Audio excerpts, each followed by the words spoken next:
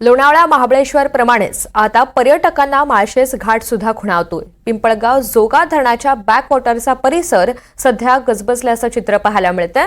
अनेक पर्यटक या ठिकाणी गर्दी करताना दिसत आहेत आणि या सगळ्याचा आढावा घेतलेला आहे आमचे प्रतिनिधी अविनाश पवार यांनी। पाहूयात।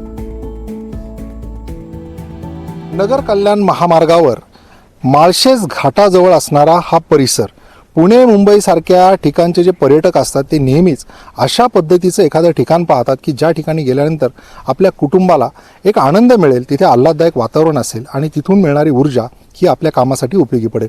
असाच हा नगर कल्याण महामार्गाजवळचा भाग आहे। माळशेज घाटाजवळ असणारं पिंपळगाव जोगा धरण आणि याचा बॅकवॉटरचा हा भाग आहे। आणि जर माझ्या इकडे पाहिलं आपण तर ह्या सगळ्या पर्वतरांगा आहे। ह्या ज्या पर्वतरांगा आहे यांचं दृश्य जर आपण पाहिलं ते मनाला वेधून घेणार आहे। आणि ह्याच पर्वतरांगांमध्ये हरिश्चंद्रगड आहे। अकोला संगमनेर या भागातून देखील पर्यटक इथे येत असतात।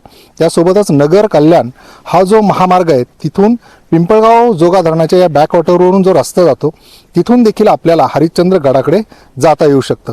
अशा पद्धतीचं हे सगळं परिसराचं दृश्य आपण पाहिलं तर निश्चितच आपल्याला इथे येण्याची इच्छा होईल।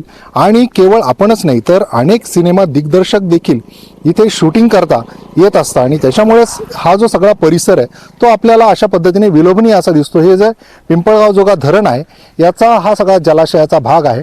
या जलाशयामध्ये आता नुकतेच बोटिंग देखील सुरू झालेले आहे, त्यामुळे इथे येऊन आपल्याला बोटिंग करता येऊ शकतं। त्यासोबतच या सगळ्या जलाशयाच्या परिसरात असणाऱ्या हॉटेल्सचा आनंद घेऊ शकतो आपण।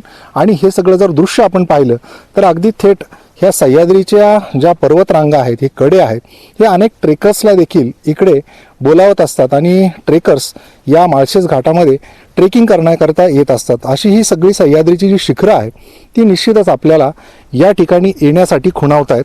आणि आपण जर समजा शनिवार रविवार वीकेंडसाठी कुठे जाणार असाल तर गर्दीची ठिकाणं निवडण्यापेक्षा सुद्धा नगर कल्याण महामार्गावर माळशेज घाटाजवळ असणारा हा जो परिसर आहे या ठिकाणी आलात तर निश्चितच आपला वीकेंड हा अतिशय छान होऊ शकतो। अविनाश पवार, NDTV मराठी, नारायणगाव, पुणे।